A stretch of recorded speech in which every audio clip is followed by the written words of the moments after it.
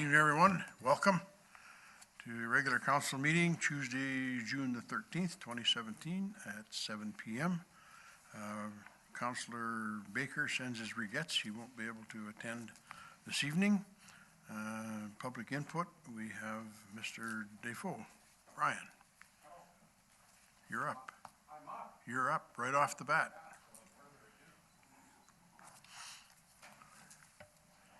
On the button. Thank you, Mayor Menard, councillors, and city staff.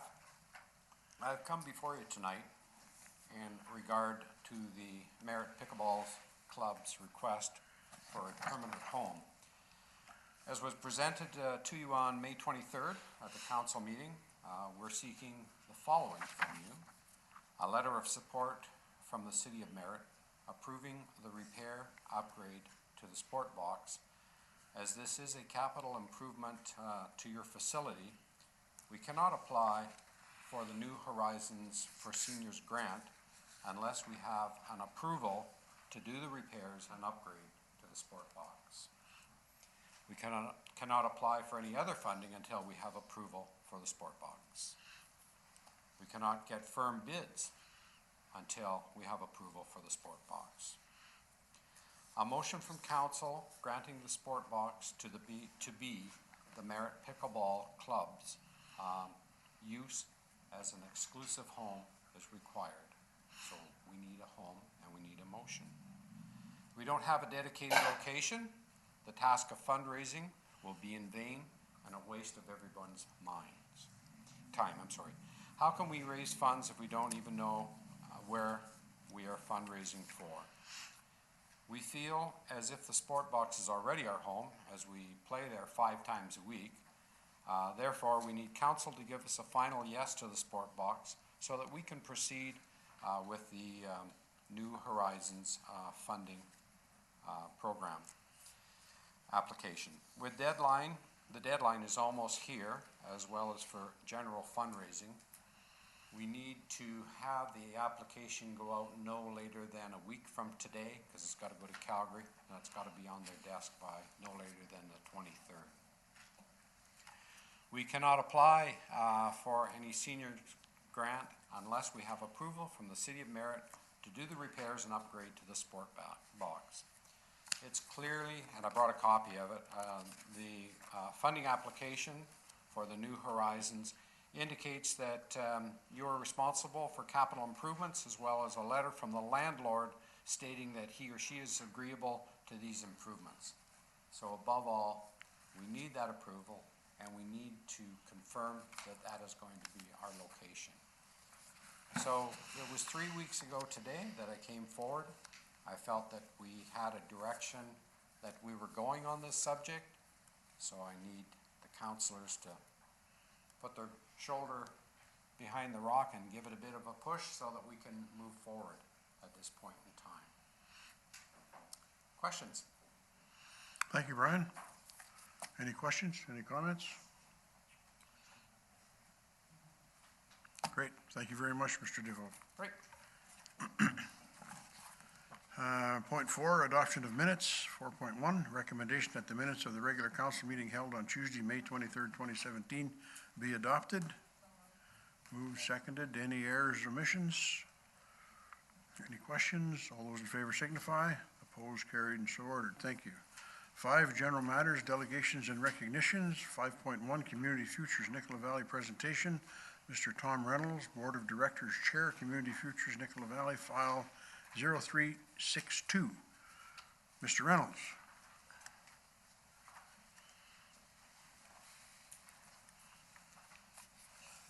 Thank you, Mayor, councillors, and staff.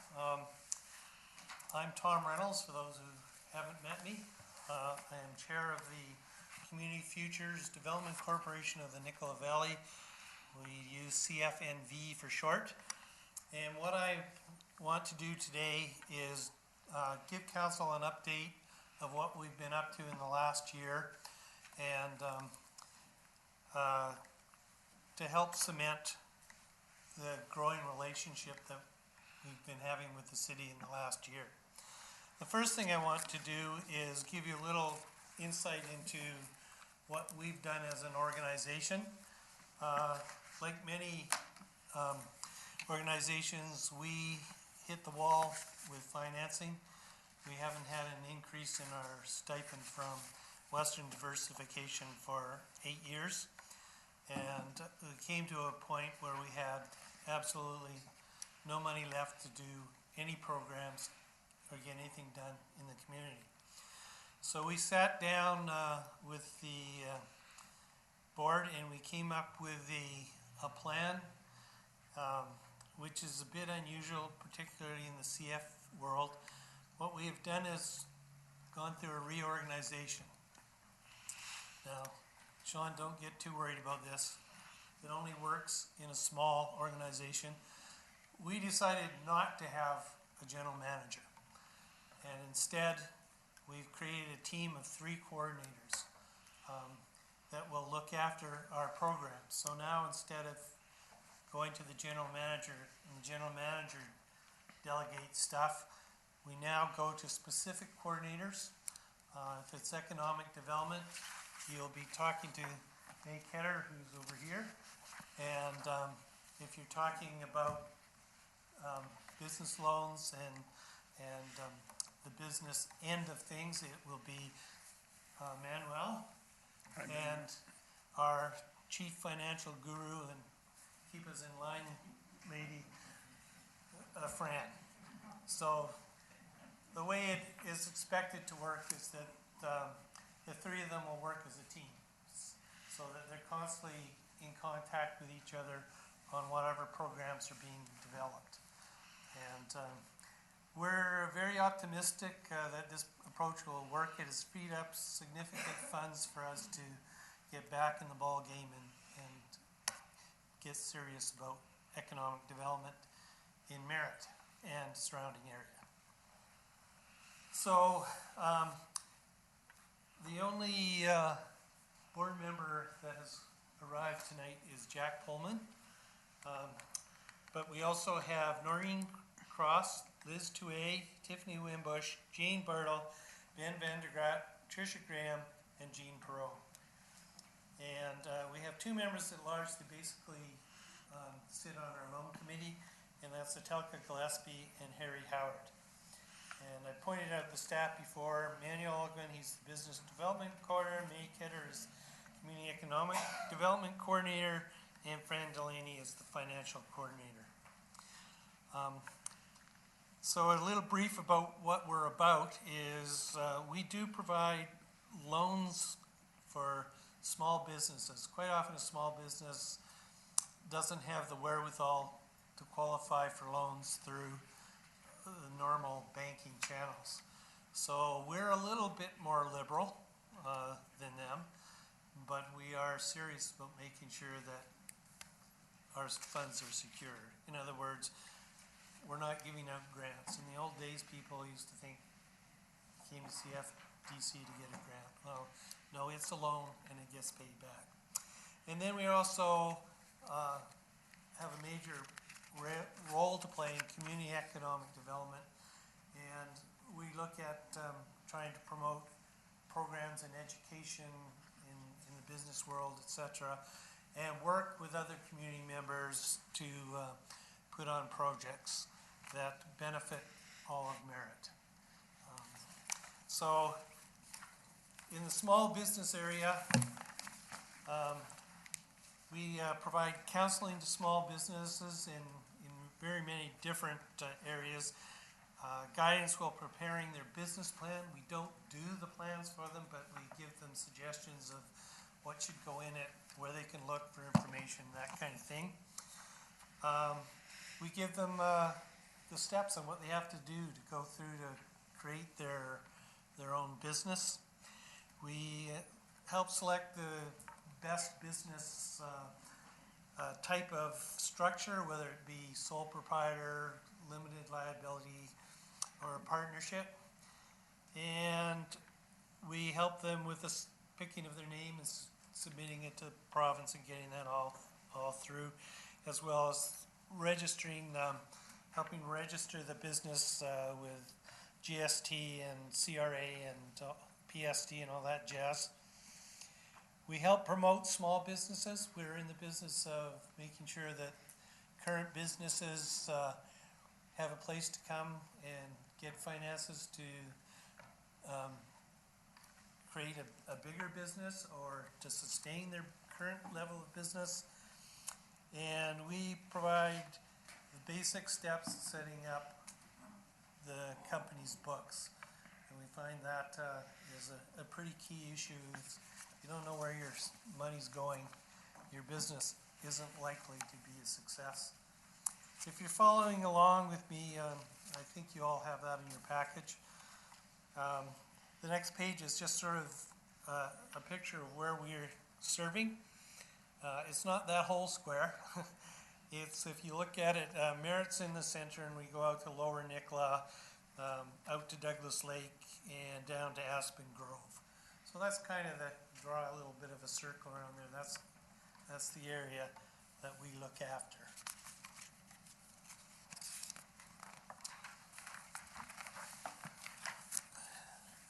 So we currently have set up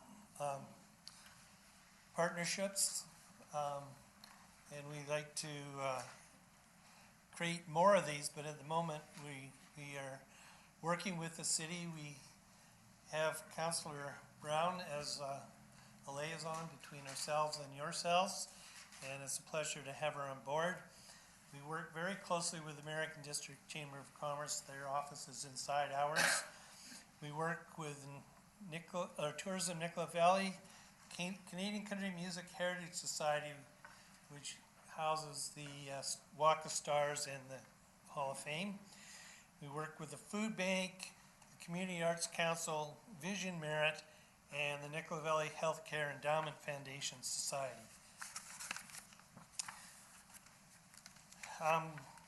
In the last year, we loaned out $510,037.19. Get the 19 cents.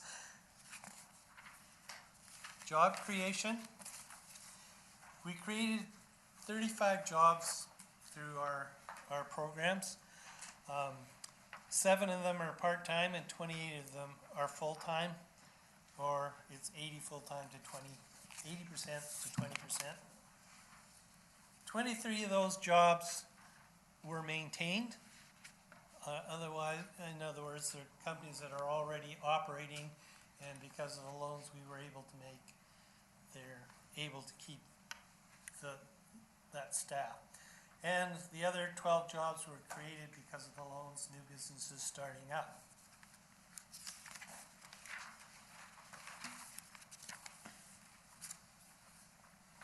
So, business retention or expansion. We have 1 expansion and 2 that we're starting up, and 5 that, because of our help, we were able to retain them. The diversity of the clients served. We've serviced 99 clients that are uncategorized. In other words, they're just anybody off the street. 11 persons with disabilities and 9 Indigenous clients.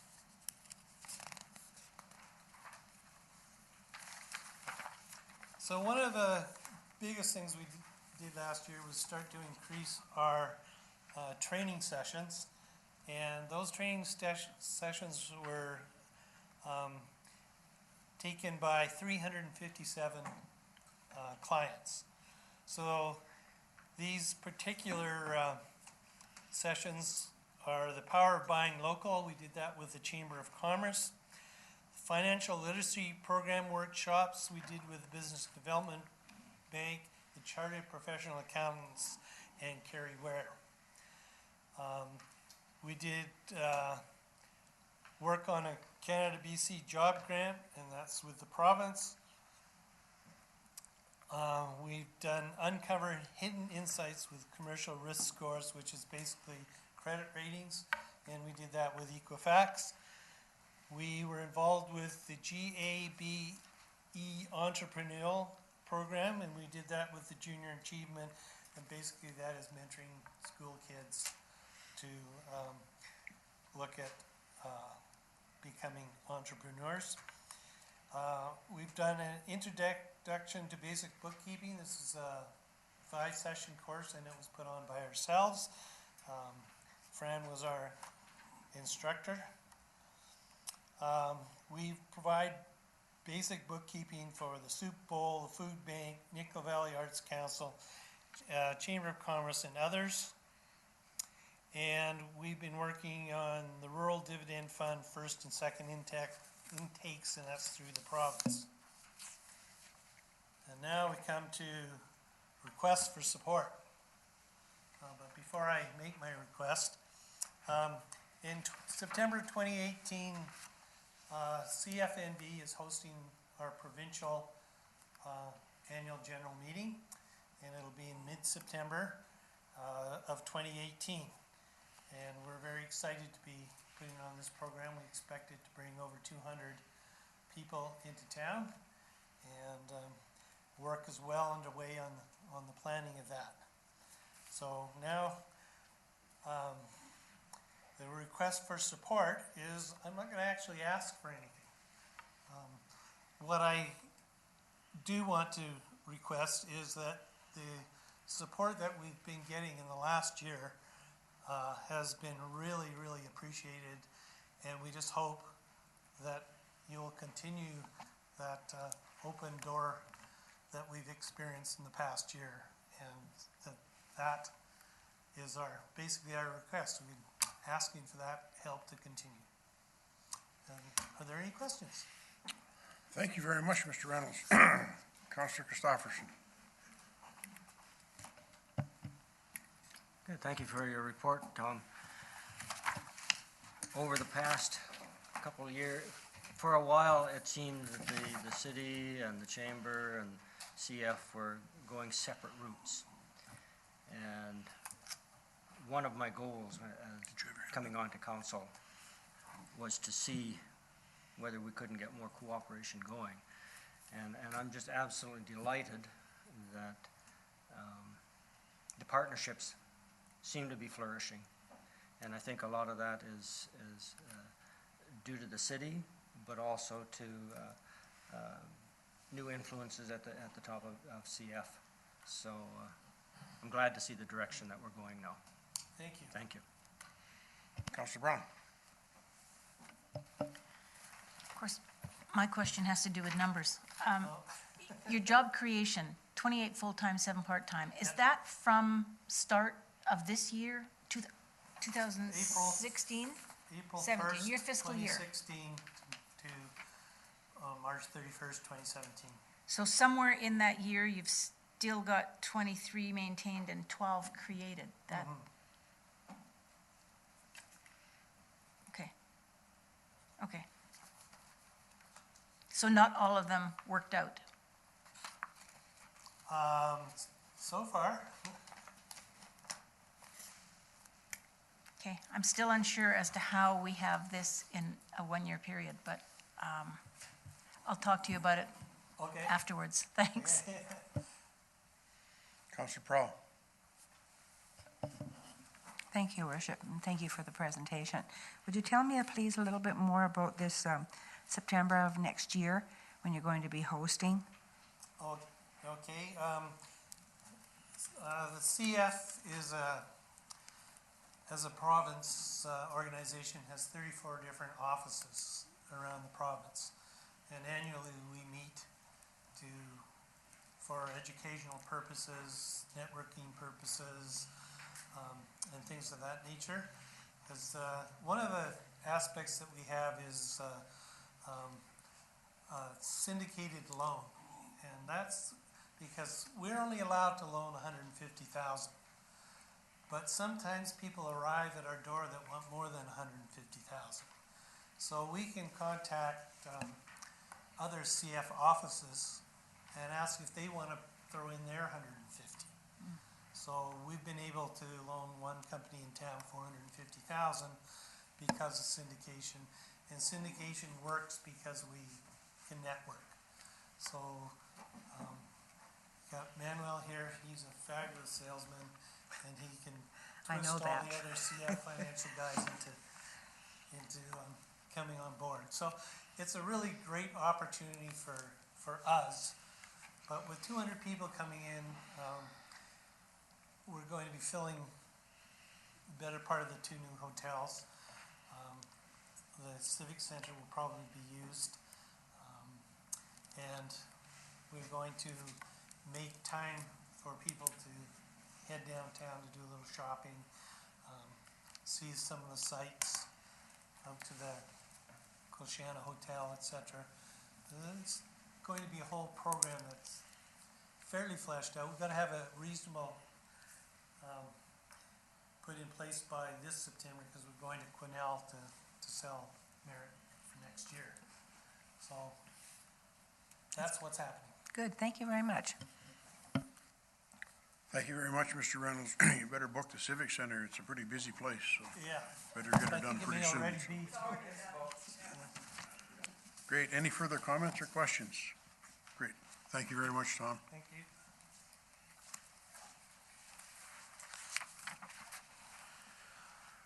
Moving on to unfinished business, point 6.1, Councillor Christopherson made the following notice of motion at the May 23rd, 2017 regular council meeting, file 39002197, recommendation that within city limits, it is unlawful to maintain a colony of more than 6 pigeons or to keep feed or otherwise attract birds or wild animals on or to a property such that the birds or wild animals cause property nuisance in relation to another property. What is your wish? Motion is moved, seconded, discussion. Councillor Christopherson. A friendly amendment to my own motion, and that is to include a part after another property or to pose a health hazard to the general public.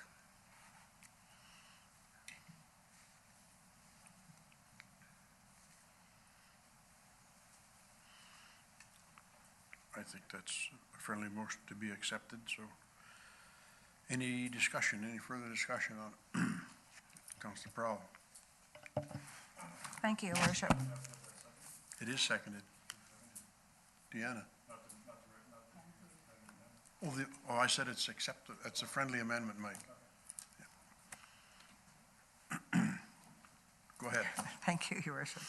I certainly agree with the first part of this, but then it's got, I think, a little too broad. How are we going to enforce it?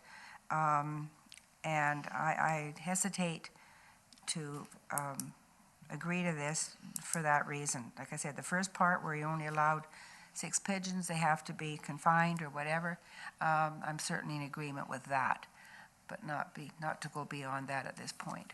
Thank you. Any further discussion? Councillor Getz, please. Thank you, Worship. I'm going to have to not support this, basically because this is Mother Nature in action. It's kind of the way it goes. We've had this issue for quite some time. The second part of the motion, otherwise attract birds or wild animals to a property, basically anybody with a bird feeder is going to have to take them down. If we want to get like that, then maybe my issue is cats. I've got wild cats in my yards constantly.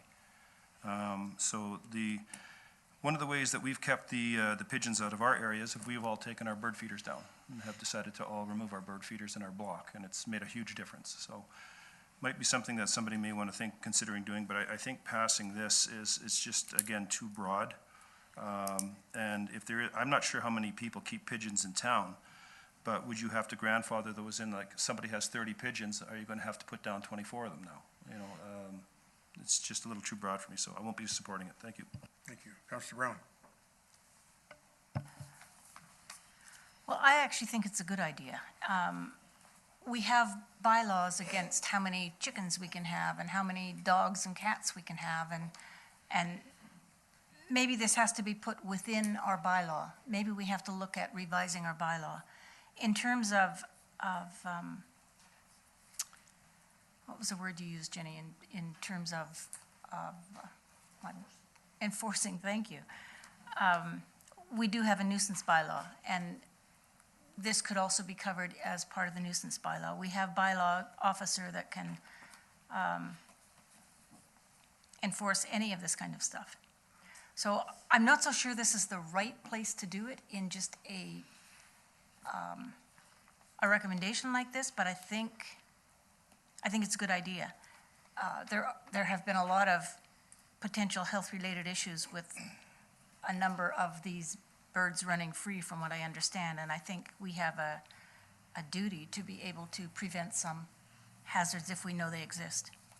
So maybe I need to hear from our CAO as to whether this is the right route or whether we need to go through a bylaw and change that or whatever we need to do. Mr. Bowman? Thank you, Your Worship. Through to Councillor Brown. If this motion were to pass, what would happen is staff would bring back a proposed amendment to the animal control bylaw. Okay, Thank you. Councillor? then I will vote for this. Oh, sorry. Are you finished, Linda? Yes. Okay. Councillor Norgard? So I'm kind of in agreement with Councillor Prowl. I'm finding the middle part quite too broad.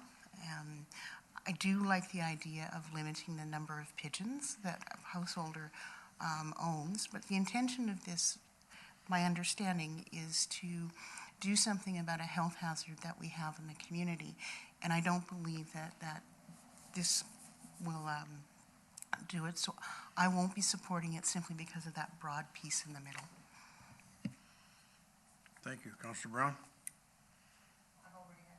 Oh, I thought you had your hand up again, though, so. Councillor Christopherson? Okay, the reason for putting this bylaw, or the suggestion to have a bylaw looked at is simply because at present, there's no way to control how many pigeons dwell on a property. Neighbors have tried to handle things in their own way, and then it was brought to me.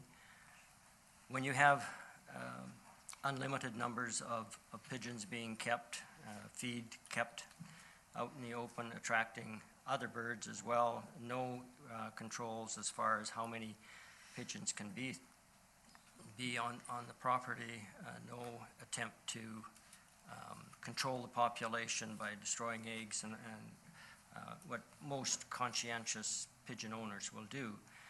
At present, there's anywhere from 60 to 70 birds swirling around that live permanently at a location that I won't mention in here, but it is causing concerns in the neighborhood. To put it bluntly, pigeons are good poop factories. And when you have to go out and clean off your playground equipment every single day and disinfect it, it becomes a nuisance. And it is a health hazard. When little children have to use the equipment that's being defecated on constantly on a daily basis, that's a health concern, not only to the people who run the establishment, but to the parents who take their children there, expecting them to be safe. If things were done conscientiously and it was a small colony, that's fine, but when people choose not to go that route and attract not only their own pigeons, but anything else that wants to come along, I think it's incumbent upon the city to look for a solution to that problem. If the wording is a problem to people, well, that's fine. The request is that the city look at somehow putting a bylaw into effect that can be enforced, or to encourage owners that think that they're only being nice to birds by feeding them and not realizing that they're causing problems. There needs to be some teeth along the line somewhere. Councillor Getz mentioned the cat problem. Well, we had to deal with that one too, because good-hearted people that think that they're helping by feeding 100 cats need to realize they're also causing a problem to other people. And that's my justification for asking for this. It's not that I hate birds, but when it's an uncontrolled situation and it's causing real concerns amongst the neighbors and so on, I think it's incumbent upon the city to act. Thank you. Councillor Prowl. Thank you, Your Worship. If my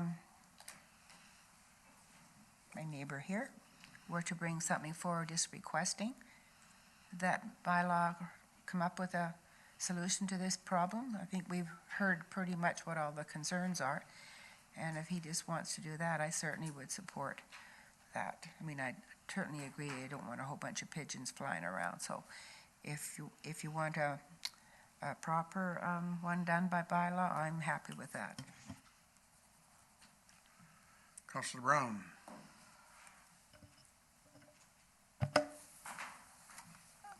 Okay, I'm a little confused with that last statement, but I think if there's something in here that you don't like, can you use an amendment to go ahead and try to amend so that we can vote on what it is that you prefer?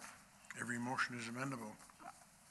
It's not me that wants to amend it. I'm okay with this, but Councillor Getz.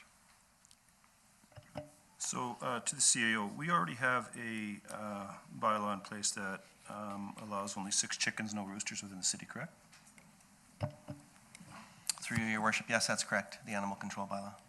Okay, so would we be able to amend that, rather than 6 chickens, 6 domesticated fowl?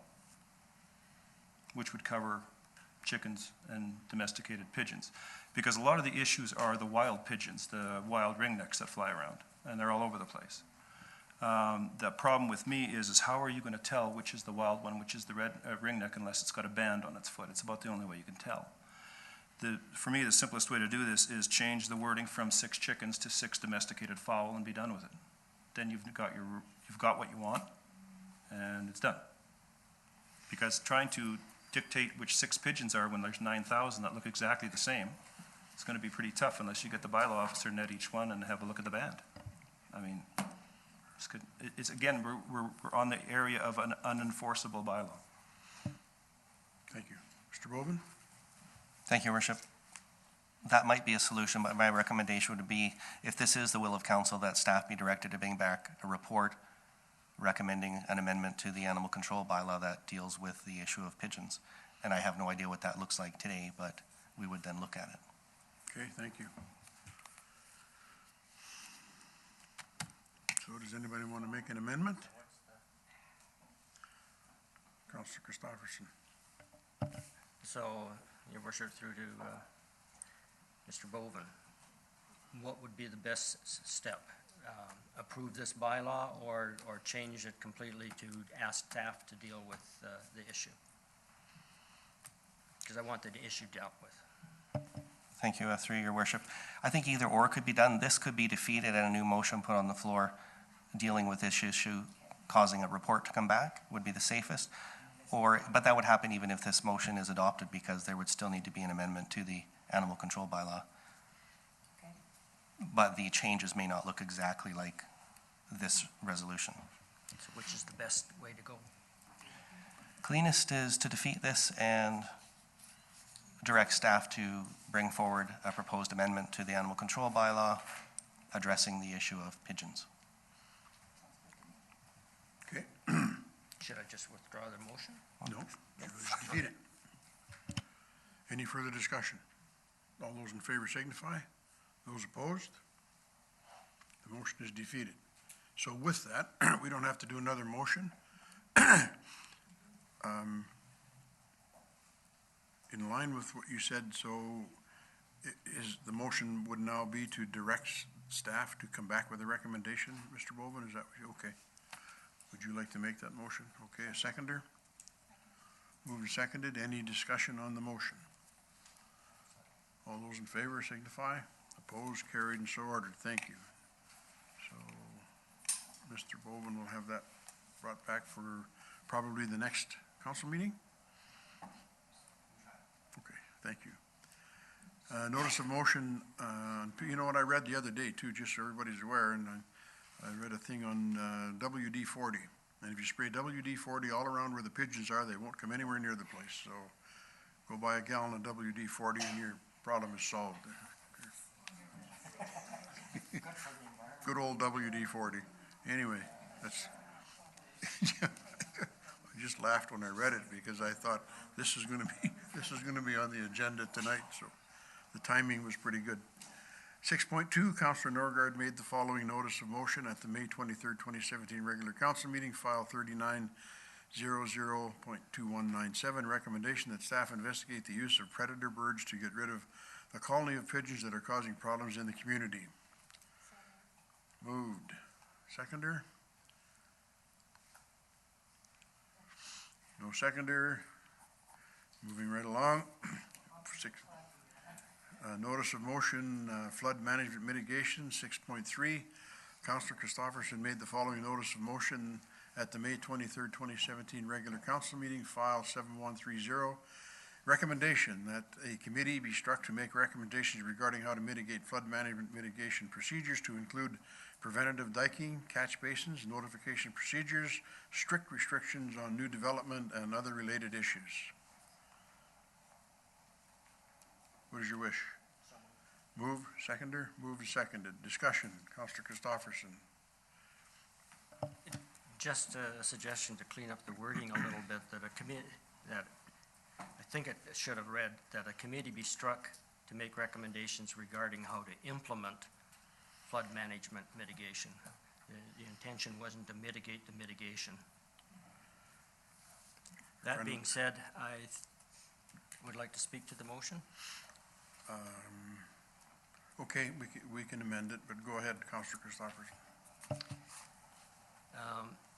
The reason being that I think we need to look at flood management carefully is that the pattern seems to be building, that it's no longer a 20-year event.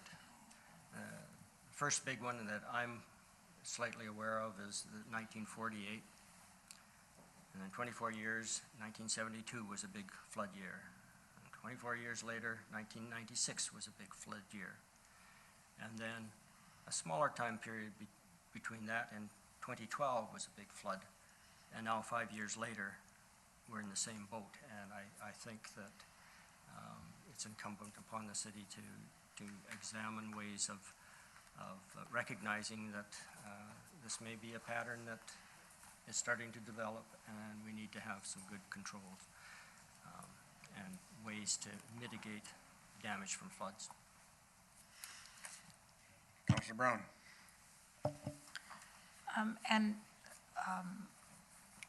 Not just mitigate the floods, but also to mitigate our resources.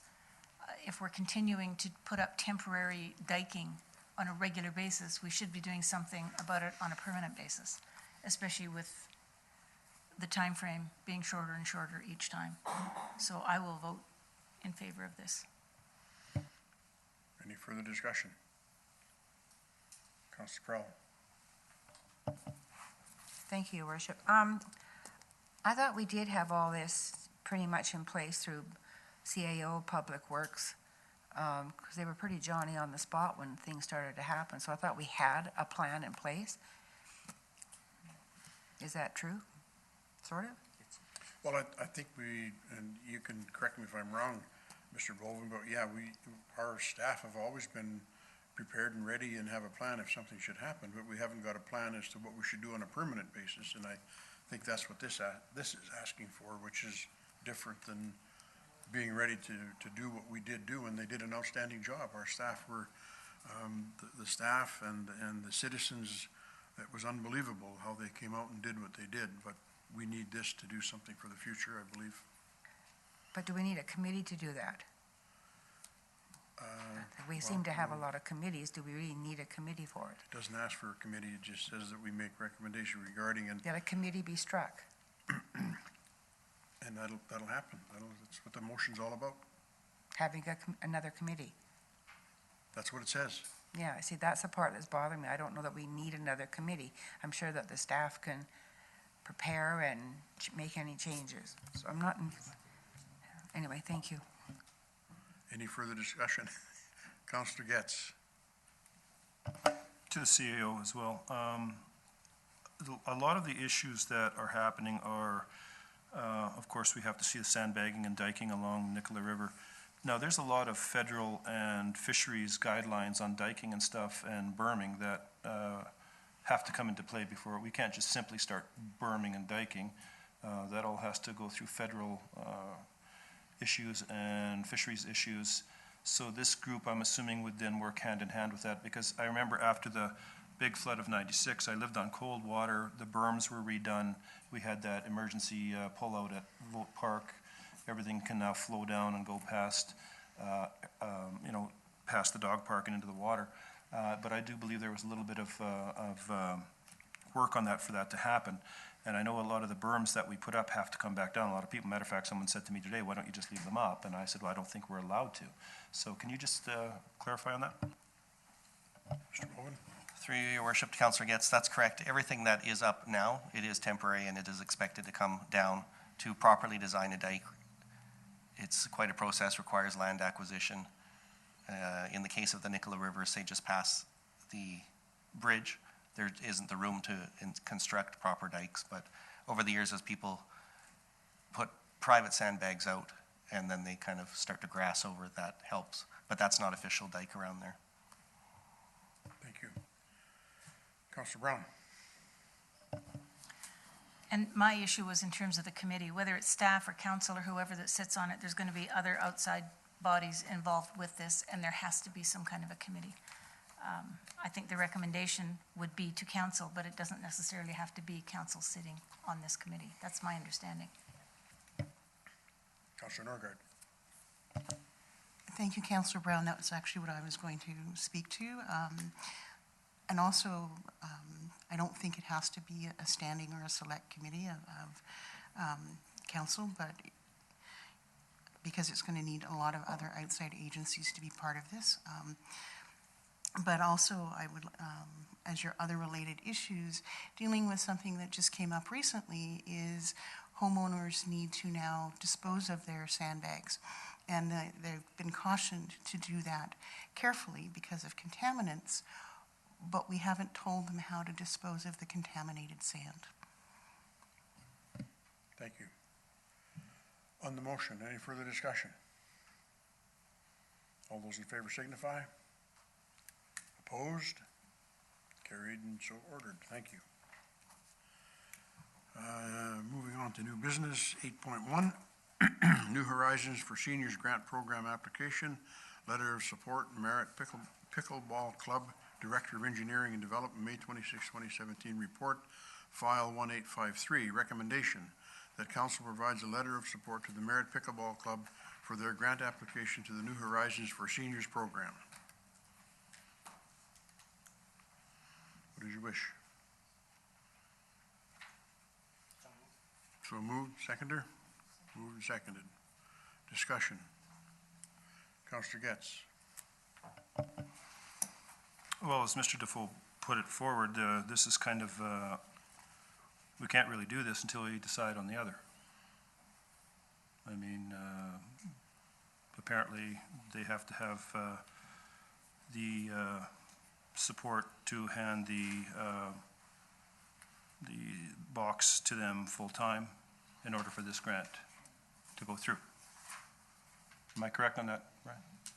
So, I don't know if this has to be tabled or what, but we're kind of ahead of the program here. Okay. Did you have your hand up, Councillor Brown? Well, I didn't, but I will speak. Okay, all right. I feel the same way. I think there's a deadline on this, and there's a response needed, but it hasn't come to council yet. It hasn't been on our agenda for us to be able to discuss as a group as to whether or not we're going to let this be a permanent home. So I think the cart is before the horse, and it's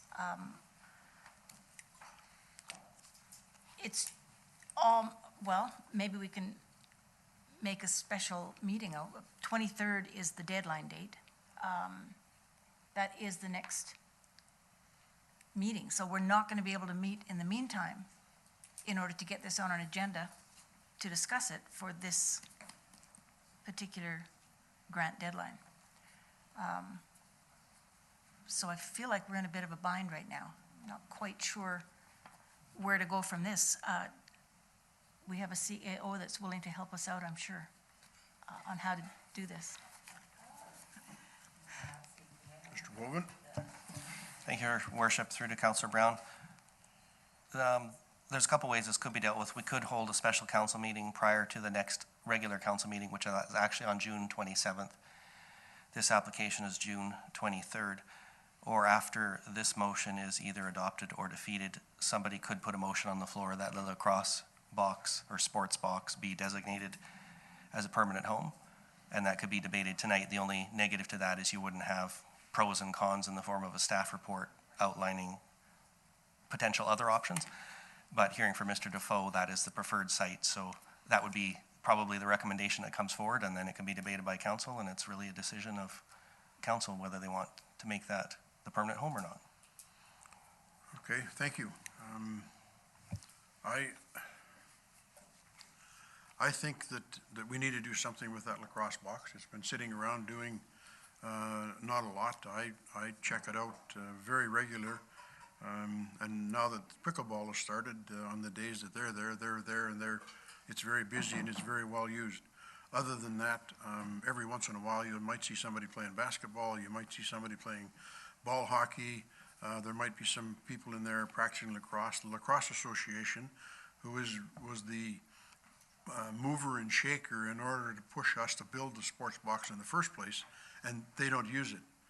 They haven't done anything with it. They don't play their games there. They go out to Chalouse. They play in town. I think it's time that we did something. I think this is the right thing for us to do. I think it's really a good program. I'm partly at fault. I thought the letter was needed in order for them to apply for the application, but not to the extent that we're talking about tonight. But I think it's time to do it. And if we let it go for another 2 weeks, I think that's a mistake. I think that we have to get on with this. I think it's a box that can be used, and it'll be well used and well utilized. So if the best way to do it, as you suggested, Mr. Boven, is defeat this and come up with a discussion tonight to deal with the lacrosse box on a permanent basis, I think that's what we should do this evening. So, Councillor Christopherson. I'm just, would like to clarify the order that we're doing it. In my own mind, it would be better for council to make the decision as to the use of the sports box and then support the letter, but we already have a motion on the floor to support the letter. If I understood you correctly, we can do it in reverse motion. Can we tonight make that decision about the sports box? Thank you, Your Worship.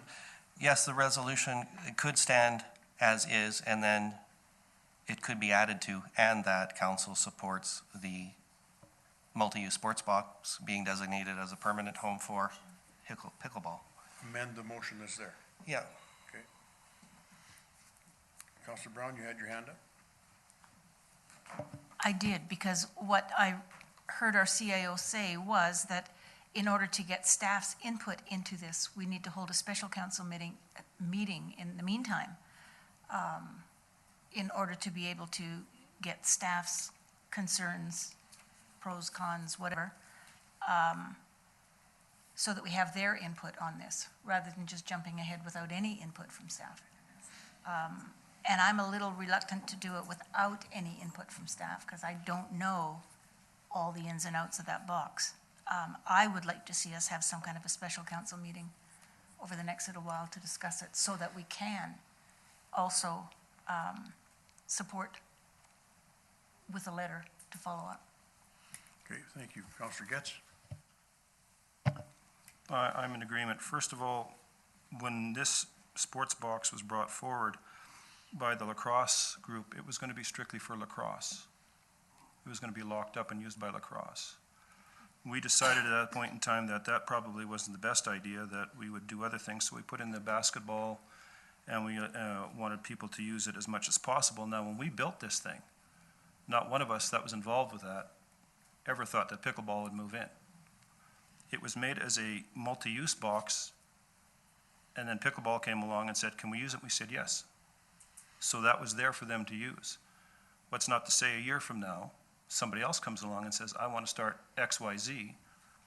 But we can't because it's completely dedicated with poles and everything, and it can only be used for one thing. Citizens of the community paid for that, and the citizens of the community expect to use it. I think if we're gonna do this kind of thing, I think you need to go to the public and say, how do you feel about this thing? Because it may not get used a lot, but it was built as a multi-use box, and it was there for the pickleball people to use, but had we just designated it to the lacrosse box, they'd have never been able to use it. So I would like to see the report too as well. And I mean, if we have to have a special council meeting, that's fine, but I think we need to have some staff input. Thank you. Councillor Norgard. So excuse the pun, but I feel a little bit in a pickle here. I understand the urgency of getting that letter of support and the decision about where we're going to support the pickleball program in our community, but I'm really, really uncomfortable making the decision whether or not to allot the sports box to the pickleball club without having a report from staff on the other options and what that actually means. I don't know if we have time to go to the entire community to get an opinion. Because I'm very supportive of the pickleballers and I'm very supportive of them having a home. I just need more information about where we choose to allow them to have that home. Any further discussion? Councillor Christopherson.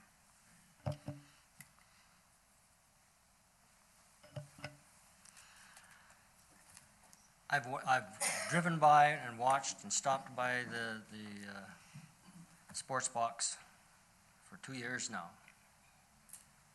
And the amount of usage that place gets or has been getting. If the community had really embraced it, it would be used all the time. But they haven't embraced it. It's also going to start deteriorating. And I think we have the single best chance of making sure that that facility is well used and that the concrete isn't going to start falling apart with cracks and all the rest. I think we have an opportunity that had the city really embraced it and the youth and other users had flocked over to be using it, I would say yes, community consultation before we make it a dedicated thing. But we were prepared to make it a dedicated facility for soccer. The user, for lacrosse. The user has changed, but nothing else has really changed. But that facility is not going to stay in good condition unless it's got some work to it.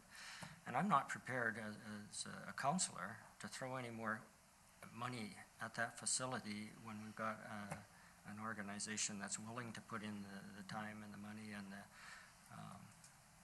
to do it. So I would like to handle it as soon as possible. If it means having a special meeting, fine and dandy, I'd be prepared to do it tonight rather than waste any more time. Councillor Prowl. Just because, thank you, Worship. Just because it's a permanent home, could they then, the Pickleball Association, could they then rent it out to another group for a reason, for some activity that they wanted to use it for? I mean, I'm just asking because if it becomes exclusive and then something comes up, as Councillor Getz said, are they willing to share if something arose, I guess is my question. Because if they're willing to share, I mean, yes, they've spent a lot, well, this is a grant, but if they'd be willing to share if something came up, then I don't have an issue.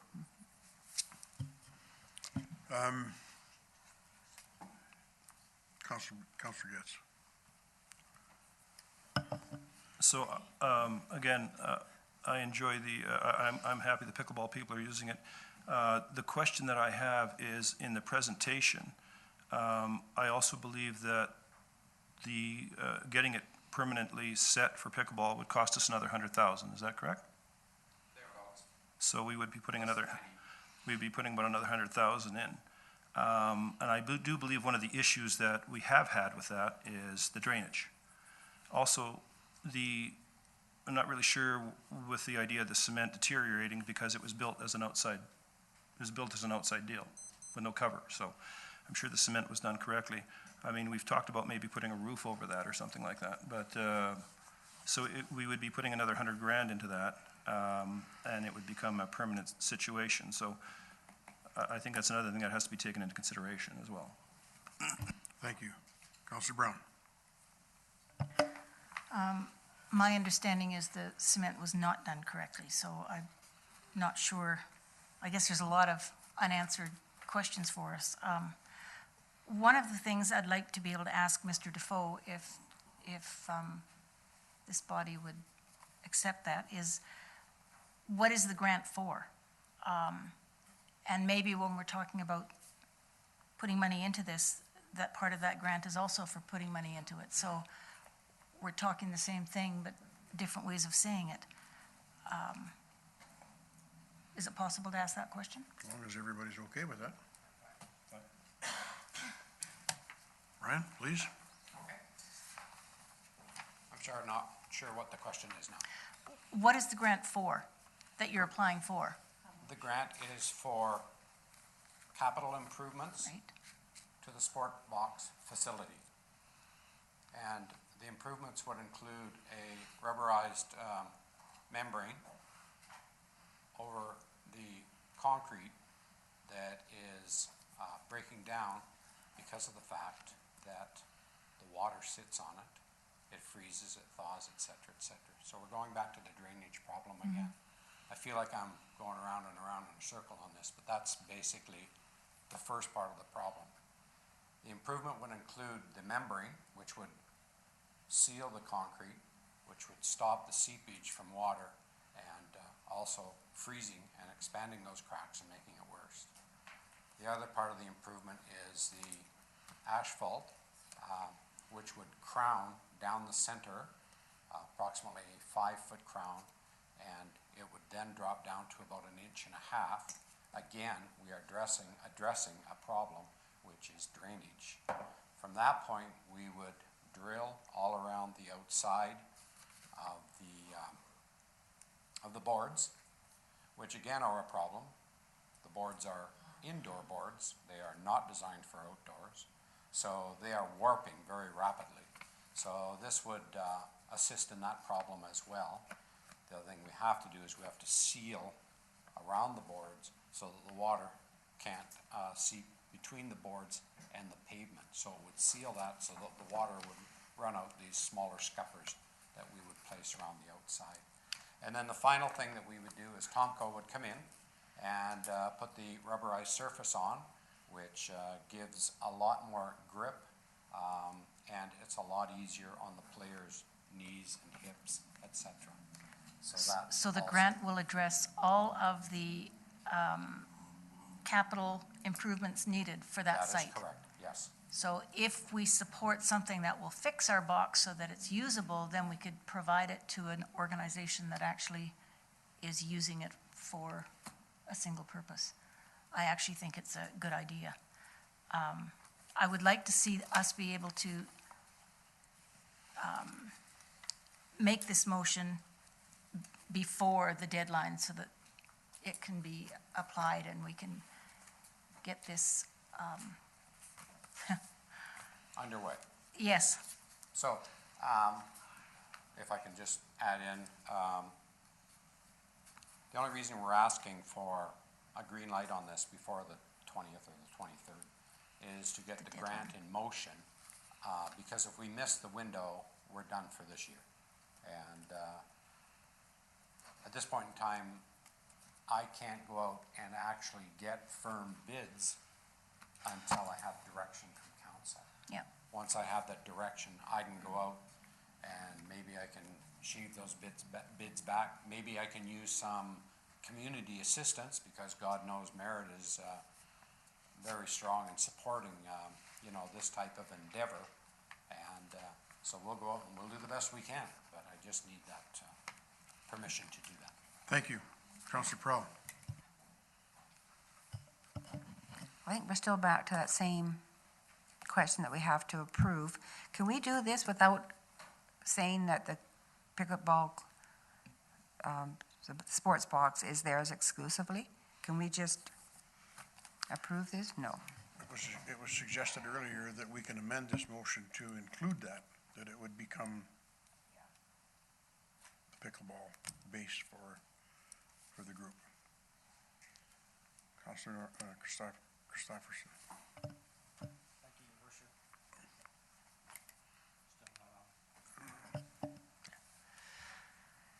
Through to Mr. Boven.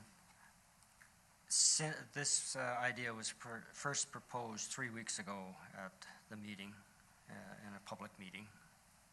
Since that time,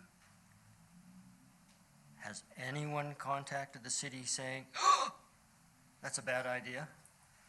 Has there been any uproar, any questions, any phone calls, anything at all negative about it?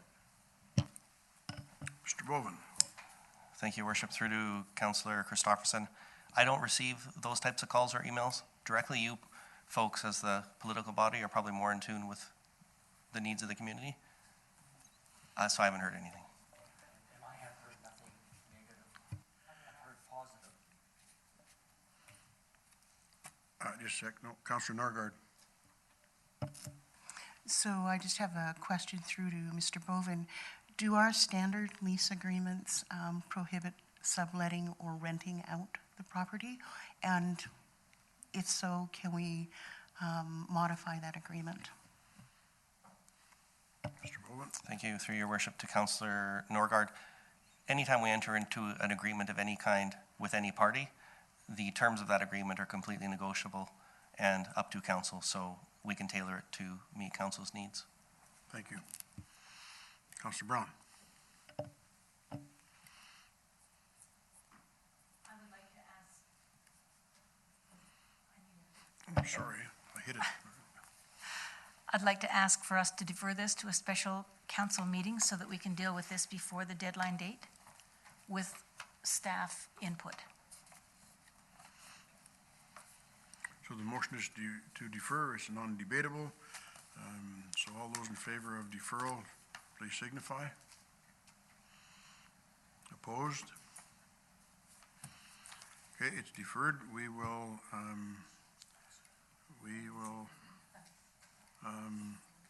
arrange a council meeting. When's your deadline, Brian? The 20th. What's today? Has to be on their desk in Calgary. Okay, Application. all right. We will get at it ASAP.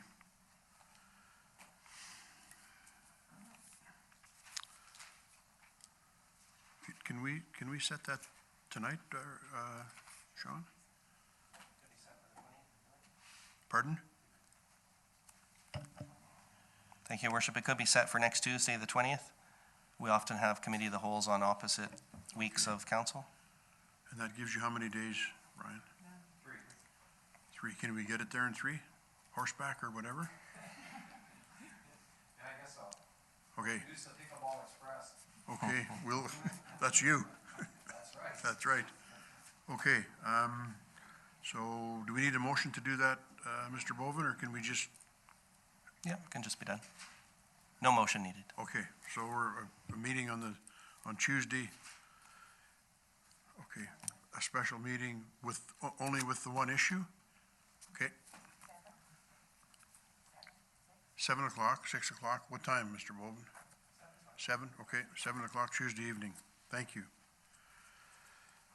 Demolition Canford Avenue, 8-2, agreement to demolish 1513 Canford Avenue, PID 001-752-791, Director of Engineering Development, May 25th, 2017, file 38001513, Canford Avenue. Recommendation that council accepts the agreement to demolish 1513 Canford Avenue as presented, and that the mayor and director of corporate services be authorized to execute the agreement on behalf of the city. Moved and seconded. Any discussion? Councillor Brown? I would like to see this passed so that we can get something that actually complies with the current bylaws, looks nicer, enhances the community, blah, blah, blah, is all conforming in terms of citing rather than not. So I'll be voting in favor of this. I do have one question, and something about the time frame. Is there a time frame with which to complete, and are we looking at just for the occupancy permit? There's no time frame on getting an occupancy permit, right?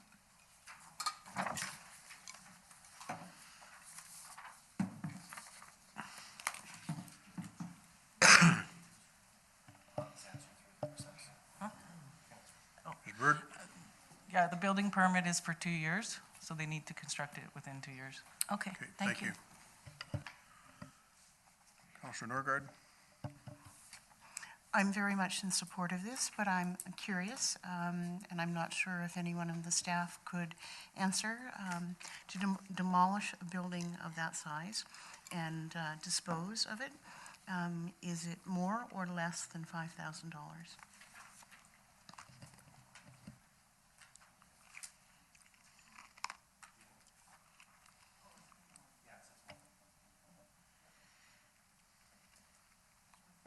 Go ahead. So, and I don't believe this will happen, but one of the consequences of this agreement is if Ms. Urquhart decides not to demolish within the timeline and forfeit her $5,000 security, the city could be on the hook for a much bigger demo cost, which would obviously be billed back to her, but I'm just a little concerned about that. Thank you. Did you have your hand up, Counselor Getz? So I know the couple quite well, and this has been in the works for about 5 years, so I think probably as quickly as Jess can get out of that house, that'll come down. So I have absolutely no doubt that that'll be done in a period of time. I agree. Any further discussion? Counselor Brown? I just want to say I'm glad that we're actually taking a look at this and actually, hopefully, can make it easier for things like this to happen. There was a time I know when my parents owned a property with something way in the back, and they weren't allowed to build with the other building there. So I'm glad that now we're trying to look at being open for business, being open to hearing some of the needs out there. So I think this is a good thing. Thank you. I agree with that. Any further discussion? All those in favor signify. Opposed? Carried and so ordered. Way you go, Zach. Giver. Thank you.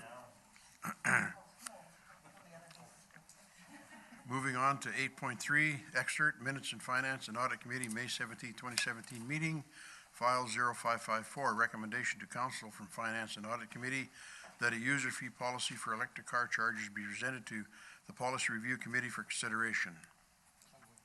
Moved and seconded. Any discussion? Councilor Prowl? Just a simple question. I presume that other cities do have user fees. Thank you. Councilor Brown? I believe we in the city have some with user fees, and not all of them are user fees. So it's not just other cities, it's us ourselves. Councilor Getz? Just to the CAO, we don't charge for our electric stations, do we? Thank you, through you, your worship. There is a fee on the fast charging station beside the Bailey House, but the slow charging stations, there currently isn't a fee. Okay, so the 8 or 9 up at the new hotel, the Teslas, do you know if there's charge for those? That I don't know, and they're also not ours. Okay, yeah, I know. Same price as gas, Mr. Boven.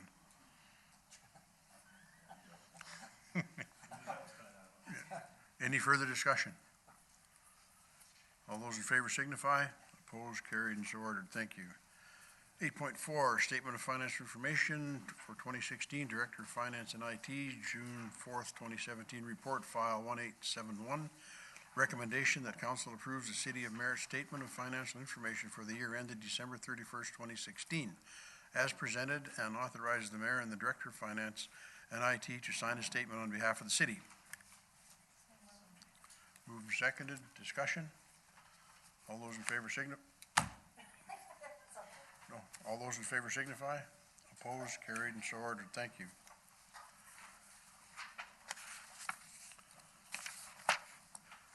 Eight point five, BC Transit Expansion Memorandum of Understanding, Director of Finance and IT, June 4th, 2017 report, file 8500, recommendation that council choose not to apply for expansion of service at this time and receive this report and expansion memorandum of understanding for information only. Moved and seconded. Discussion? All those in favor signify. Opposed, carried, and so ordered. Thank you. 8.6, Healthcare Community Consultation, Director of Finance and IT, June 4th, 2017 report, file 1610, recommendation that council provide staff with direction on the nature of support that the city is to provide to the healthcare community consultation process. Moved and seconded. Any discussion? Councillor Prowl. Thank you, Your Worship. I think the report that went with this was quite clear that this was not a good thing to do at this time. Well, the report states a lot of reasons that We're on healthcare, Jenny. Huh? We're on 8.6, healthcare. Yeah.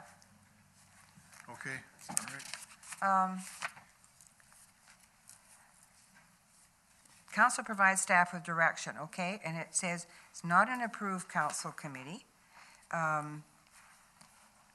It hasn't been discussed formally. And there was another point they were making too. It's not included in the budget. And so I'm not for this at this time. I don't think it's appropriate to jump ahead when we haven't really discussed it or planned for it or put some finances aside. Any further discussion? Councillor Brown. We've discussed this on a number of occasions of getting together on looking at this group. It's been in the process for a while. We haven't really had a motion on it to set it in motion, but we certainly talked about it. There's one comment that Ms. Thiessen talks about here about no formal organization administering this process, but I recall in going over the grant processes that we had issues with nonprofits or an organization not being organization but a group of people, and we changed that. So we said instead of just nonprofits, we said nonprofits and others. We used the word "and" in there. Maybe that was on a policy committee meeting. So the community group or group of individuals certainly has been given funding in the past. But this is something that council was organizing, and there is funds in the council budget somewhere. I guess council contingency is what we're calling it. And there certainly is money in there to do this. But I would hope that we could formalize this in once and for all and say, let's get this on the books so that the money actually flows. So I'm willing to vote for this so that we can get the process going. Did you have your hand up, Mike? Councillor Getz. So what we're doing here is basically, we have a group that is in process of doing all of this. What we're doing is making this legal, basically, or, well, they've already gotten some. What has happened is, again, the cart before the horse is what's happening. This is to make it a viable group and make it legal for them to do what they're doing. So that's all this really is to make this got ahead without approval, but that's what we're looking for now is the approval, so. Councillor Norgard. So there is some time sensitivity to this. There is a healthcare forum on focus groups on Thursday this week. Thank you. Any further discussion? Councillor Christopherson.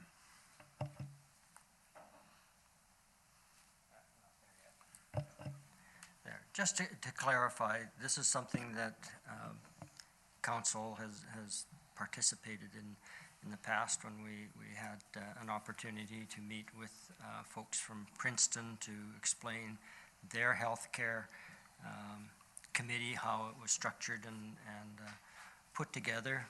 And then as a group, and we had discussed it amongst council, that we needed to go through a process of consulting the community, that this is not just a council-led activity of what we think Merritt wants or needs healthcare-wise, but to go through the process of making consultation with the representatives from as broad a base in the community as possible.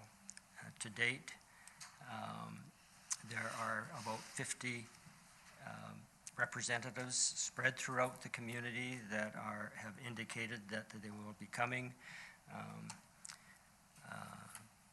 Council certainly has been invited to participate, as well as the mayor is.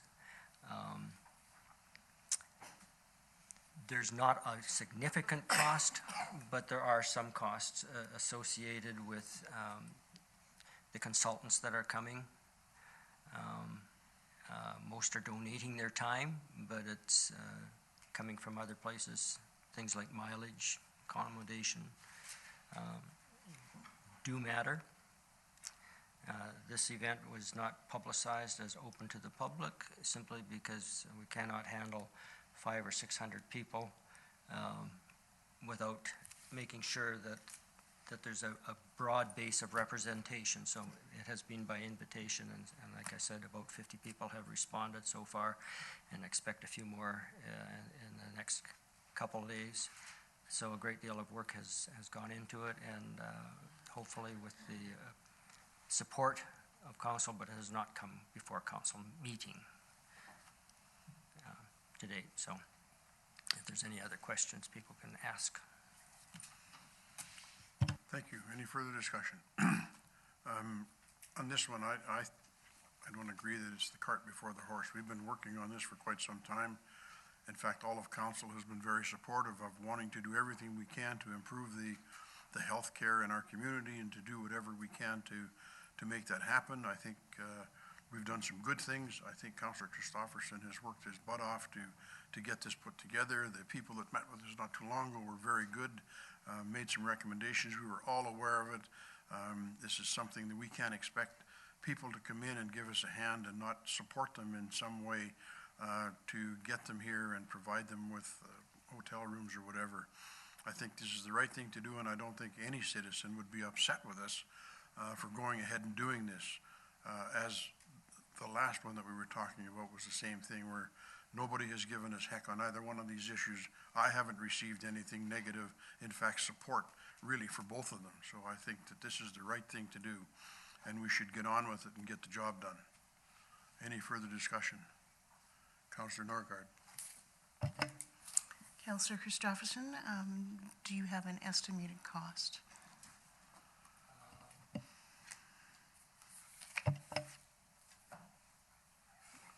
Okay. You and I are going to get together on this yet, Kurt, so don't touch anything. There you go. Okay. Yes, I have an estimated cost, and it will be somewhere between $1,000 and $1,200, depending on one more accommodation. So, Thank you. and that will give us a complete written report based on the findings of what this consultation group will do, and then it will come back to whether a committee should be formed or not. So it's about $1,000, maybe $1,200. Thank you. Any further discussion? Councillor Brown. One more add-on there, there's also in-kind fees for the Civic Center. Thank you.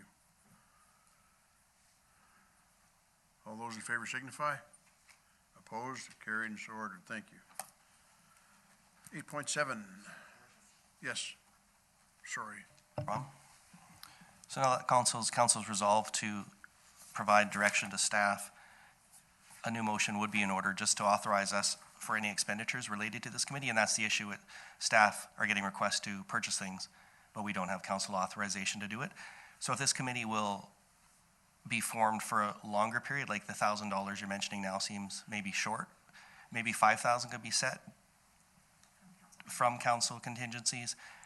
We'll make an amendment to the financial plan, designate it for the health care community consultation committee, and then we're all good. Okay. All right, seconder? Moved, seconded, any discussion? That's an amendment that you've suggested, Mr. Bowman? Okay. That's an amendment. A new motion? Okay, well, then all right, gotcha. So, on the new motion, all those in favor signify. Opposed, carried, and so ordered. Thank you. Thank you, Mr. Bowman. City of Merritt Fire Hall Phase 2 Expansion Project, Director of Engineering and Development, May 2nd, 2017, report file 3090 DVP 2017-01. Recommendation that council advances application DVP 2017-01 and direct staff to provide the required statutory notice that a decision on the application will be made July 11th, 2017 at the regular meeting of council. Moved and seconded. Discussion. All those in favor signify. Opposed, carried, and so ordered. Any notices of motion? Seeing none. Reports from council. Councilor Brown, we'll start with you tonight. Oh, good idea. I was going to comment on the Sophie report, and I didn't. One of the things I wanted to say was, this time round, it was looking so much cleaner than it has looked in previous years. We had huge variants, unreconcilable in the past, and we've got them down to a reasonable number, and I assume they're going to continue to get down. I just think it was worth noting that it was a huge, I was going to say benefit. It was a whole lot better than it has been in the past. I've been on vacation over the last little while, so I've missed out on a number of things in town.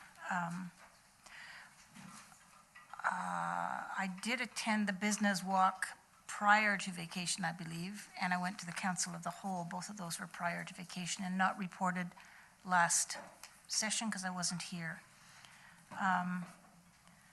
I also attended a book club luncheon.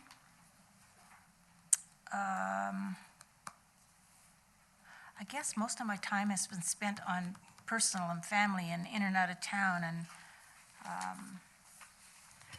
daughter graduated from Simon Fraser with a BA in criminology, so grad celebrations, and gosh, I can't think of anything else. I was in to pay property taxes. Does that matter? It's nice to see the flooding under control. Not that it's gone completely, or we hope it has, but it looks like it's under control, I should say. It's nice to see that, because when I left, it was just starting to roar. So I just asked the CAO prior to the meeting as to what the time frame for that whole sidewalk and concrete shoring of the banks is going to take place, and he reminded me that it was attached to the grant from Kinder Morgan, so who knows whether it's going to be this year or not. I really thought it was going to be this year, but it may not be. The other thing I wanted to ask was, I've got a notice of motion for secondary suites. I just wanted to make sure it hasn't gotten lost in the, okay, just that we have a shortage of rentals, so time is of the essence, in my mind anyways. Maybe it's my mind alone, but it's still my mind. That's my report. Thanks. Thank you. Councilor Getz. I was on holidays as well. Sorry I missed the last meeting and whatever else I missed, but it was a good holiday. So we'll start off with the gas buddy prices. Merritt today, $1.15.9. Kelowna and Vernon both $1.14.9. Kamloops $1.07.9. Vancouver 127.9 and Prince George 95.9. World Oil 46.46. It's taken about a $12 drop since the last time I was here. Being on holidays, I didn't get to do a lot, but on Saturday, I volunteered at the Trail Classic mountain bike rally, and it was attended by about 120 people from out of town. It was really well done. There were some youth race teams there. My congratulations to Ben and Erica, Rob and Erica, and the whole mountain bike club. They came together, did very well. I was a spotter out on Kootley Plateau, stood out there in the rain all day long, but it was a lot of fun. It was really well done, very top-notch group. They've done an amazing job. I want to thank the 2 RCMP officers that also donated their time for the day, because we had 2 crossings where the riders had to go through on the road, and they had to be monitored by the RCMP, so I'd like to thank them for that. And everybody that volunteered, and it was very well put together. There was a 39-kilometer trail, 16-kilometer, and a 10, so something for a little bit of everybody. Lots of families. I saw lots of fathers and sons and daughters all riding together. It's kind of a race for some, and some others it's just an ability to get out and have some fun. So it was really nice to see a lot of amazing people, and you want to see some very fit people. There was a young lady there that basically ran from the gathering place to Kootley Plateau, or to Flojo Crossing, which is 6 kilometers. She had a 2-year-old on her back and a 5-year-old on her front. She was carrying both, and she was at full run for 6 kilometers all the way up and 6 kilometers all the way back down. Barely broke a sweat. I thought, this is got to be like a bionic person. But anyways, it was amazing to see the physical shape of some of these people. But my hat's off to the mountain bike club. They put on a great Trail Classic, and I'm glad to see it's back. Thank you. Thank you. Councillor Norgard. So, it's been 3 weeks since we last met. My primary goal in the last 3 weeks was to not get cited for an unsightly property. I've been weeding my brains out. The donation center closed down at the end of May. So on May 27th, there was a garage sale for the remainder of the donated items that were still there. And the money that was raised was split between Bailey House and the Hospital Auxiliaries Fund for the new ER. It wasn't a great deal of money, but all that money went back into the community. So thank you to the people who donated, and thank you to the people who came out and helped us not put things in the landfill. And then the final 2 days were spent in cleaning up the property. Thank you very much to Mr. Lorenz, who kindly donated that for us since the middle of March at no cost. I really appreciate that. Again, that speaks to the incredible heart of our community. The rest of my time has also been spent with the Community Consultation Forum, several meetings and several trips out into the community to meet with people and to invite them, and working on planning around that. So, and other than that, I need it to stop raining, because the more it rains, the more damn weeds I have. Councillor Christopherson. Okay, we did it. Since last council meeting, May 24th, Canada 150 meeting, and also a community theater meeting. May the 30th, community healthcare consultation preparation meeting. And I want to thank Councillor Norgard and Alan Peters very much. They've been absolutely invaluable in helping to get word out into the community of how we can go about. And I'd also like to make sure I extend again to Mayor and Council and CAO, whoever in administration, if they wish to attend the consultation process to let me know so I can make sure that we have a place at the table. The format will be to have focus groups, and we don't want to get overwhelmed with having, the ideal is about 10 people per table, so. Attended also on May the 30th, I attended the Merit Transit Open House, and I was very impressed with the amount of consultation with the community that was going on. Speaking to Frank Trenholm, I'd just love to take a bus tour and throughout all of the areas in the not too distant future. I don't know if any councillors would like to attend on that. It only costs a toonie, and you get to ride the bus for about an hour and 15 minutes. I also attended a great concert that night in connection with Canada 150. Scott Woods put on a concert, and he's a very, very talented fiddler. On the 31st, I attended a country Christmas meeting. Yes, it's almost that time of year again. And also an Arts Council workshop. I'm pleased to see that the Arts Council is making a concerted effort to reestablish the concert series. Again, it's left a gap in our community not to have them. June the 7th, another Canada 150 meeting. On the 9th, the Healthcare Consultation Committee again. And today, I did my stint at Gillis House, and also a theater meeting, and a healthcare prep meeting, and that was it.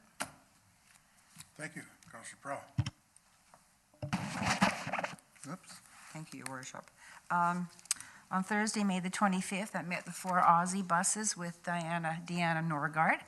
We were playing Keystone Cops, trying to corral these buses into the correct spot. Councillor Norgard did a great job making a map of downtown and gathering brochures to hand out. I spoke to many of the passengers, and they were thrilled with the reception that they got. They loved the personal touch, and they thought we had a great city. On Saturday, May 26th to 28th, I welcomed the Backcountry Horsemen. They are a great group. They invited me for supper. They're returning in 2019. I think next year they've already committed to Barrier, and then they'll be back. And they had nothing but compliments to our great city. And Tuesday, June the 6th, I attended the Chamber Logging Sports Show meeting. It's going very well. They looking for a couple more sponsors. They have 6 carvers. The question is, and this is a bit ambiguous at this point, what does the city want for their sponsored carving? And I can't remember, and nobody else here remembers, just how much we donated, which decides the size of the carving. So we get our carving, so we need to put our thinking caps on. And do you have a question for me? No? Put your thinking caps on. And in the meantime, if you think of something, like I was thinking of a bird or anyway, or fish or something, because we don't have a mascot per se. So what is it? Is it a coyote? Well, that solves that problem. Is everybody in favor with a coyote? Anyway, just send me an email if you have something brilliant. If not, then I will fall back to a coyote, I guess. And Jordan from the Ministry of Forest did that tree planting at Cane Valley. And 8 schools participated, all grade 5s. And you want to guess how many trees they planted? 2,000 trees they planted. On Tuesday, June the 6th, every unlocked car on Aspen Street was rummaged through, and any money or things that were in the vehicles were taken. Just a reminder to lock your car if it's outside. And on Thursday, June the 8th, I attended the First Nations senior grad ceremony. On Saturday, June the 9th, I met our MP, Dan Albus, for lunch. And then this past weekend, I welcomed the BC high school provincial rodeo finals at the rodeo grounds. I think the Nicola Valley Rodeo Association should have some kudos and recognition for some of these major events that they're bringing, because this is the first bringing this here, and they are apparently coming back next year. And one woman, she was from Dawson Creek, and she came roaring over to me, and she said, I love this city, I love everything about it, I love the people. She was just, maybe she had a few drinks. Anyway. Just a reminder that Adopt a Road is coming up on June the 29th, 6 to 8 p.m. And there's a Fire Smart seminar that's going to be at Brambles on June the 28th, 10:30 to 3. Congratulations to Lieutenant Governor Guichon for receiving an honorary doctorate of law. Congratulations to her. The weeds are definitely proliferating, and thank you to those that have managed to either hire somebody or clean it up themselves. I just wanted to make a comment here. I made a motion at the May 23rd council meeting about reducing the speed limit, and it was defeated. Anyway, and the Merritt Herald put that same question to the public, and it was definitely defeated. So what I really like is that it's nice to know that people are paying attention and that they're actually taking the time to respond. So I appreciate that. That's it. It was busy. And plus, in between, I've been trying to clean up my own yard. Thank you, yes. Okay, no problem. So thank you for your indulgence. I did forget to talk about the busloads of Australian tours. Last week was my third greeting of busloads of Australian tourists. Atelka and I greeted 2 busloads on May 11th during the Walk of Stars. And my joke about it being, our city motto being flourish under the sun, was well received because it was pouring rain. And then when Jenny and I met the next busload, 4 busloads of Australian tourists, it wasn't pouring rain, but it was raining. And last week, when I met 4 busloads, and I think there was a 5th, but I left after 4, it was raining. But so I'm a little nervous because this is going to be likely a bi-weekly event through the summer. And if anyone else would like to join in greeting them, the people are very impressed with the city just coming out and saying welcome and telling them where the restaurants are in town.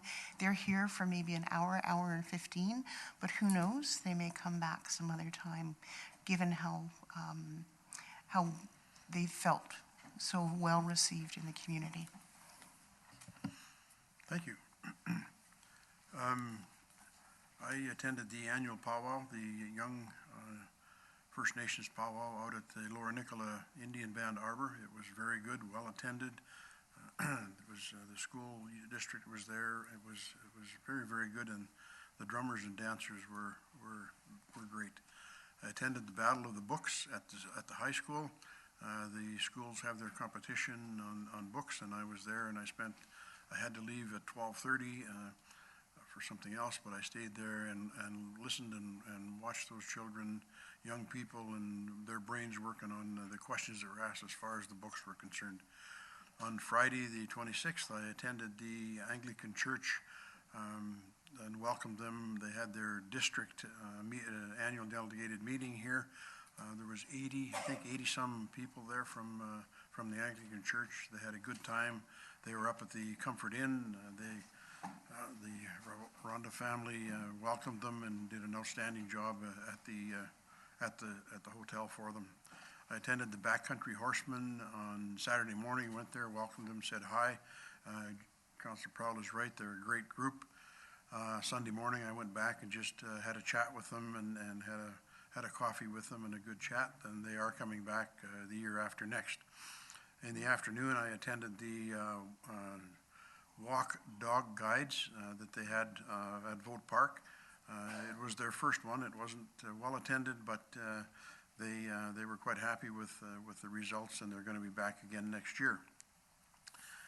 On the 31st, I flew to Ottawa for the Federation of Canadian Municipalities Conference. It's probably one of the best conferences I've ever attended. The workshops were great. The networking was awesome, meeting new people, talking about what was happening in their communities and what's going on with them was absolutely mind-boggling.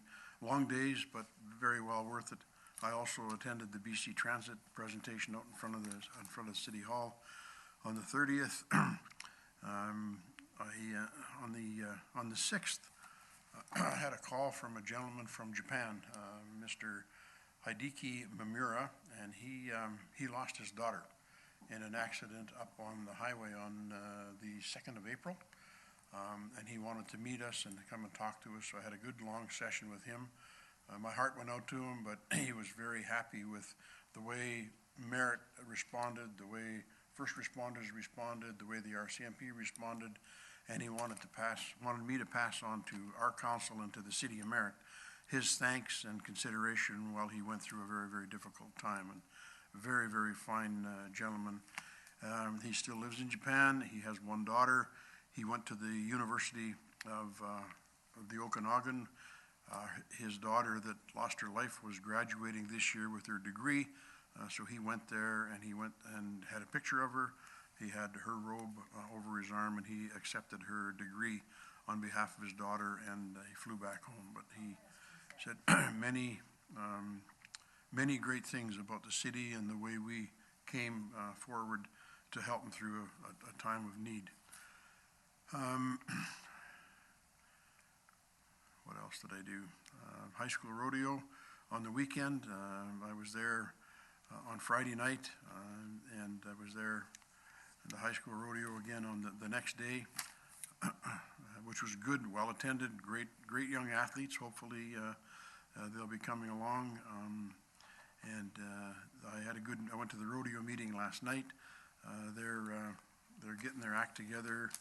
They're starting to do some really good stuff. And then on Saturday, I was also up at the Cow Classic. I went up there and started the race at 10 o'clock, spent some time there, and then I came down to do the grand entry and at the high school rodeo. I went back at 2 o'clock in the afternoon and helped them with the awards. And then I came home and changed, and I went to the graduation ceremonies for the high school rodeo, the contestants. There was 22 of them, I believe, that was their graduation. They got their diplomas, they got their bursaries, and that was a mighty fine evening, and again, a great bunch. And they also like holding the BC Finals rodeo here every year. A number of those young athletes will be going to the national finals somewhere down in the States. Not sure where it is this year, but they're looking forward to that. So that's some of the stuff that I've done in the last couple of weeks. Point 11, information items. There are 4 of them. Is there anyone there that anyone would like to speak to? Councillor Brown. Since the chief is here, I had one question for him on the stats, and I think it was on page 23. Your paid on-call firefighting remuneration for 2016 was lower than 2015, but the hours were higher than 2015. Are they connected or are they separate? I mean, is it the same hours we're talking about, or have you got it? 23? I do, through your worship, the paid on-call remuneration hours, dollar value, Yeah. is less than the hours. How can I explain this? Who responded? The number of firefighters that responded to medical, the new norm is the medical emergencies. Oh, okay. That type of thing. I wish I could explain it just a little bit better. There are more hours, but people Okay. are remunerated and paid less. Thanks. Councillor Norgard.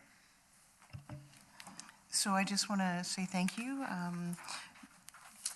to Ms. Bird about having the water consumption in the annual report. I wish it was all in big block, bold letters, and so thank you. Councillor Prowl? I'm really happy with this document. There's an awful lot of information in it. Water stats is one thing out of a million. This one's not going to get put away. It's going to sort of sit where I can keep looking at it every once in a while. Thanks very much for all that work. Yes. Anything further? Meeting is terminated. Thank you, everybody. Tuesday night. Thank you, Mike, thank you.